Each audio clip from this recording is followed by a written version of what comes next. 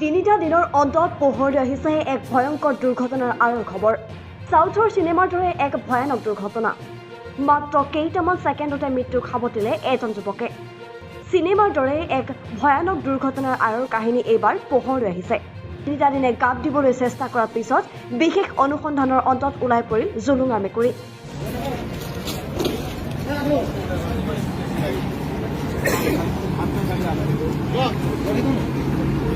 মহানগৰত এইবাৰ প্ৰভাৱশালী মন্ত্ৰী কনভয়ৰ দপদপনি।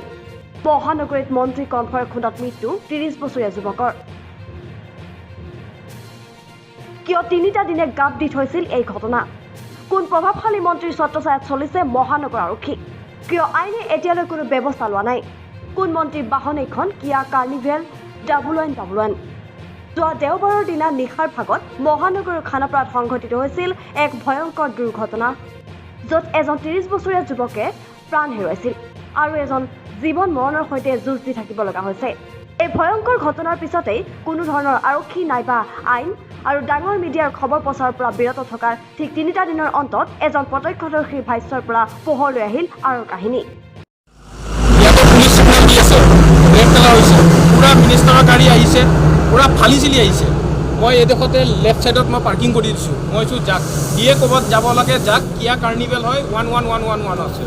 এনেকুৱা স্পীড গৈছে, বাইকখন আহি আছিলে, বাইকখনত এনেকুৱা টাৰ্ণিং লওঁতে বলেৰ'খন ডাইৰেক্ট মাৰিছে, মাৰি ডাইৰেক্ট ডিভাইডাৰত উঠি এক পাল্টিমান মাৰিছে। মোৰ গাড়ীত যোনটো পাৰ্টি আছিলে কৈছে নৰখিবা, বলা বলা বলা। লগালগ মই ইয়াৰ পৰা মই বিশ্বাস কৰিব 70-80 মানত মই গাড়ী ফালি গৈছোঁ।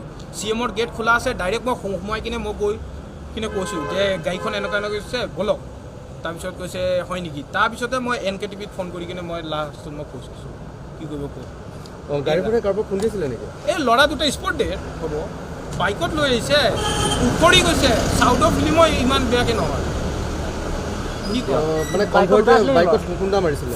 ফাৰ্ষ্টৰ কনভয়টো গুচি গ'ল, ফাৰ্ষ্টৰ কনভয় চব কনভয় গুচি গ'ল। তাই থাকি গ'ল পিছত থাকি কিনে তাই যেতিয়া বাইকখন যেতিয়া টাৰ্ণিং লৈছে এইডোখৰ পৰা, ই একদম খাৰা ব্ৰেক মাৰিছে, চুঁচৰি কিনে গ'লগৈ, চুঁচৰি গৈ এই ডিভাইডাৰত মাৰিছে। সেইখিনি সময়ত চিগনেল লাইট ৰেড কালাৰ হৈ আছে, এইখিনি টাইমত গাড়ীয়ে নাই। মানে তেওঁলোকে নিয়ম ভংগ কৰি আহিছে। আৰে ইপিনেতো আপোনাৰ ৰেড কালাৰ হ'বই ন সেইটো টাইমত। আৰু কি কেনেকৈ বিজুলী বেগেৰে মন্ত্ৰীৰ 1111 নম্বৰৰ কিয়া কাৰ্নিভেল বাহন দুৰ্ঘটনা সংঘটিত কৰি পাৰ হৈ গৈছিল? এতিয়া লক্ষণীয় কথাটো হ'ল, কিয় গাপ দিবৰ চেষ্টা কৰিছিল এই ঘটনাক? কিয় সংবাদ মাধ্যমৰ চকু পৰা নাছিল এই ঘটনাৰ সন্দৰ্ভত? এই ঘটনাৰ সন্দৰ্ভত কিবা তদন্ত হ'বনে? ৩০ বছৰীয়া যুৱকগৰাকী ডিউটি শেষ কৰি এপলো হস্পিটেলৰ পৰা ঘৰলৈ আহি আছিলে। সেই মুহূৰ্ততে সন্মুখৰ পৰা অহা এগৰাকী মন্ত্ৰীৰ কনভয়ৰ পুলিচৰ এখন গাড়ীয়ে মুখামুখিকৈ খুন্দা মৰাত তেওঁৰ মৃত্যু হৈছে আৰু বন্ধুগৰাকী ইতিমধ্যে হস্পিটেলৰ ICUত মৃত্যুৰ সৈতে যুঁজি আছে।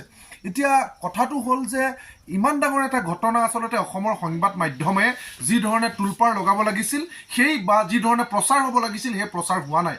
তাৰ আঁৰৰ কাহিনীটো হৈছে যে এই মন্ত্ৰীগৰাকী হৈছে পীযুষ হাজৰিকা ডাঙৰীয়া, অসমৰ কেবিনেট মন্ত্ৰী, বহুবল্কী কেবিনেট মন্ত্ৰী। আৰু সেই মন্ত্ৰীগৰাকীৰ তীব্ৰবেগী কনভয়ৰ বাহনে আচলতে ৰূপম বৰা নামৰ যুৱকজনক খুন্দিয়ালে আৰু খুন্দিয়াই থিতাতে হত্যা কৰিলে।